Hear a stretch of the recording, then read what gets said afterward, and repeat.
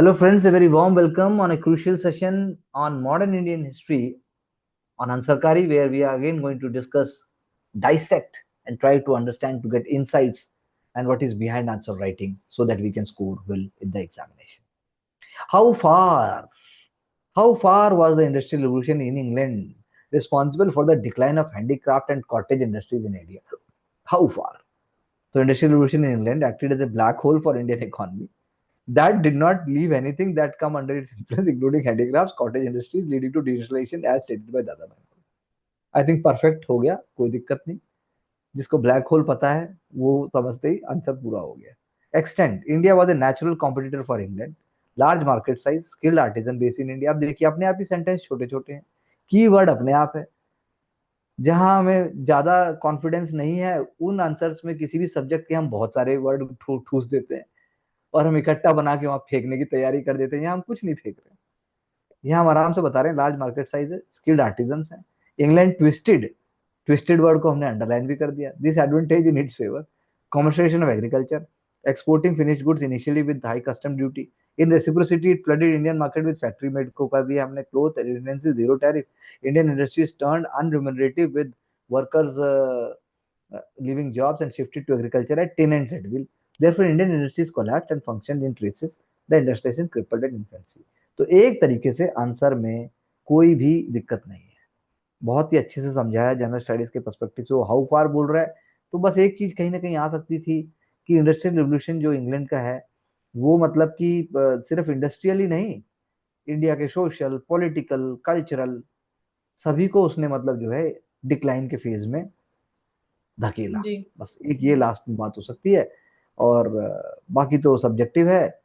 अ, कोई इसको ऐसे भी लिखेगा कि 1770s में हम कितना एक्सपोर्ट कर रहे थे और 1790s में हम वो कम हो गया 1830s तक सब कुछ इंपोर्ट होना शुरू हो गया, एक्सपोर्ट यहाँ से सिर्फ रॉ मटेरियल का होगा। और एक आध बात आप कह सकते हो कि सारे इंडस्ट्रियल जो हैंडीक्राफ्ट जो हमारा हैंडीक्राफ्ट डिक्लाइन था वो यूनिफॉर्म नहीं था इंडिया में। बस इतना सा बात बोलना। आई थिंक वंडरफुली डन, जी। Not issue.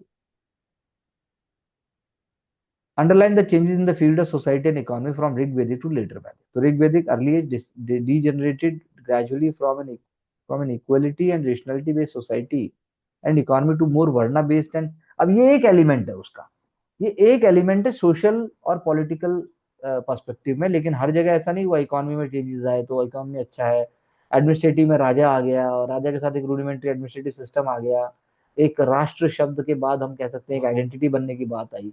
तो लीडर नहीं था वहां, आपने बताया हेरिडिटरी नहीं था, वहां पे हेरिडिटरी हो गया, kingship, kingship position of women आपने बता दिया। और उसके बाद चलिए आगे चलिए, काउ गोधन है, इंडिविजुअल प्रॉपर्टी राइट्स हो गए, नेचर वर्शिप है, पॉल्यूटेड, पॉल्यूटेड अब सीधा ही पॉल्यूटेड हो गया उस टाइम पे। भाई इतनी जल्दी पॉल्यूटेड नहीं करना है, वो आज की डेट में है। तो आप सिर्फ चेंज बता रहे हैं, आप उसको ज्यादा वो मत लिखिए कि मतलब रिचुअल्स और सेक्रीफाइसेस आएंगे, लेकिन वो जो है तो आप कह सकते हो कॉम्प्लेक्स रिचुअल्स हो गए, कॉम्प्लेक्स हो गए रिचुअल्स, लेकिन आप ये नहीं कह सकते पोल्यूटेड सीधा, क्योंकि मैसेज जा रहा है। Community living and pastoralism, division on the वर्णास पुरुष सूक्त, बिल्कुल सही बात है, ब्राह्मण क्षत्रिय वैश्य शूद्र। Therefore the constant churning of वैदिक as was carried forward with adopting of developmental ideas। I think wonderfully written, not an issue। You estimate the contribution of Pallavas of Kanchi for the development of art and literature of South India। Age of Pallavas, silver lining in the sector of art and architecture, बहुत सही बात है। During Dravidian age, Dravidian age को peak पे ले जाने वाला कौन था? पल्लवास थे। Kanchipuram became the hub of marvelous temple architecture, Kailasanath known as city of thousand temples। The influence spread to Mamalapuram with epitome architecture creations, monolithic Pancharatna Pancharatha temple, ठीक बात है, exceptional carving skills of artisans. तो उसमें स्टोरीज है, महाभारत है, भागवत गीता है, उसके बाद जो है माइथोलॉजिकल स्टोरीज हैं। और उससे बड़ी बात क्या है, संगम लिटरेचर आपने बोला, लेकिन वही बात है, मत्त विलास प्रसन्न राजा जो अपना नाम रखा हुआ था उन्होंने, जो महेंद्र वर्मन थे।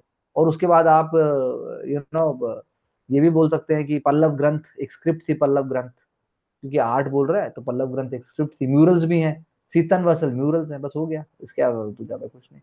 तो फ्लो अच्छा जी। है, आइडियाज बहुत ही फ्लूइड है, couple of facts can be added when we revise। so that's all I think so। आगे अगर हम चल के देखें तो औद्योगिक क्रांति का विकास तेजी से इंग्लैंड में हुआ, जिसके कारण भारत के हस्तशिल्प और कुटीर उद्योग का पतन, सस्ते और कम समय में तैयार मशीनीकरण के कारण आयात बढ़ा, हस्तशिल्प कला लुप्त होने की कगार पर चली गई। ब्रिटिश नीति का प्रभाव, कच्चे माल का निर्यात भारत को वस्तु आयात का प्रमुख केंद्र बनाया। प्रतिस्पर्धा का अंत हुआ, कुटीर उद्योगों में की पहुंच बाजारों तक पहुंचने ही नहीं दी गई। शहरीकरण और व्यवसाय की खोज में लोगों को अपना पारंपरिक कार्यों को त्यागना, भारत में भारी उत्पादन शुल्कों को, पर्याप्त संसाधनों की कमी या सामना करना। तो यानी जैसा हमने इंग्लिश में लिखा वो अच्छा लिखा है आपने भी, लेकिन उसको थोड़ा सा उसकी जो कनेक्टिविटी है वो होनी चाहिए। वैदिक काल, ग्रामीण पृष्ठभूमि जहाँ सामाजिक और आर्थिक मुख्य रूप से कृषि, पशुपालन, कारीगर, लघु उद्योग। ऋग्वैदिक काल, वर्ण व्यवस्था, कर्म आधारित सभा समिति, विधाता, न्यायपूर्ण कार्य। सामंतवाद के कुछ लक्ष्य, सामंतवाद तो अभी बहुत मुश्किल है, लेकिन आप कह सकते हैं जो ऊपर इंग्लिश में हमने पॉइंट लिखे वो बहुत अच्छे थे। शिक्षा पर समानता, यज्ञ, प्रकृति पूजा। उसके बाद आपने लिखा अगली पीढ़ी में पहुंचना, स्त्रियों को वेद, विवाह सभी पर 7 प्रकार के होते थे, मतलब हैं विवाह डिफरेंट टाइप्स के। गाय को धर्म माना जाता था, व्यापार के लिए श्रेणियों का निर्माण हुआ। बिल्कुल लिटर वैदिक एज से थी, उसके उसके सीड्स आ गए बेसिकली। कृषि, पशुपालन, समाज, जातीय प्रवटा, वर्त व्यवस्था, व्यापारी और निम्न कार्य। तो आपने बहुत सारे पॉइंट बताए, लेकिन इनका क्लासिफिकेशन जैसा हमने किया था अच्छे से होना चाहिए। कम पॉइंट्स, धार्मिक कर्मकांड आडंबर कठिन बना दिए गए, बलि प्रथा का प्रावधान, कवालियों के समूह का, कवालिया आधार पर समूह का निर्माण हुआ। दक्षिण भारत की कला में आपने वास्तुकला की बात की, पल्लव मूर्तिकला, वास्तुकला, साहित्यिक। फिर उसके बाद आपने नगरों नहरों, ये बहुत अच्छा पॉइंट लिखा, नगरों नहरों मंदिरों का निर्माण किया।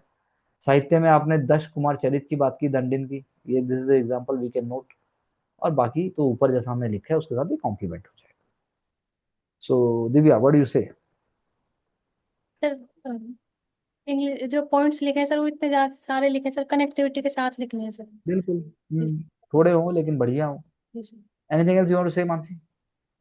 सर थोड़ा सा जैसे इंडस्ट्रियल वाले में आपने बोला कि डेट आ जाएगा, ट्रेंड आ सकता है उसमें, तो हल्का सा एक दो, हाँ वो। But then do have a look कि देखो आपके वर्ड अपने आप ही सिंपल हो जाते हैं, हाँ जी। सेंटेंस छोटे हो जाते हैं, वर्ड सिंपल हो जाते हैं, कैसे फ्लो में आ रहा है खुद ही। You are hmm. Not fearful, you are not show, जो मर्जी मन में आ रहा है लिखा जा रहा है। हाँ। Same must be replicated in all the subjects everywhere, तब जाके हम्म। आप समझना कि अपने आप समझ में आ जाएगा। बट इट इज जी। Coming up, it is coming up with time, it is coming up with practice, and where there is will there is way. Hmm. Divya, आपने बता ही दिया। So thank you very much for being with us, working smart and working towards success. Under all circumstances, we commit, we try to do our best. And that is the beauty of Ansar Kari. Thank you very much.